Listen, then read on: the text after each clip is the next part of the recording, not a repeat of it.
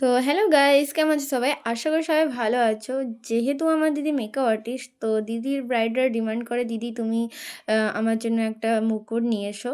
কারণ এখানে আমাদের এত ভালো মুকুট পাওয়া যায় না, তাই জন্য দিদি অনলাইন থেকে এই কলকা মুকুটগুলো অর্ডার দেয়।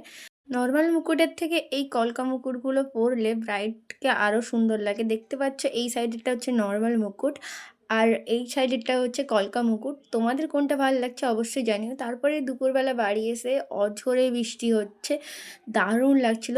এত গরমের মধ্যে যখন ওয়েদারটা একটু ঠান্ডা হয়, ঠান্ডা আবার ফিরে এলো এমন মনে হয়। যেহেতু এই কিছুদিন ধরে প্রচণ্ড গরম পড়েছে, তার মধ্যে এই বৃষ্টিটা একটু দরকারি ছিল।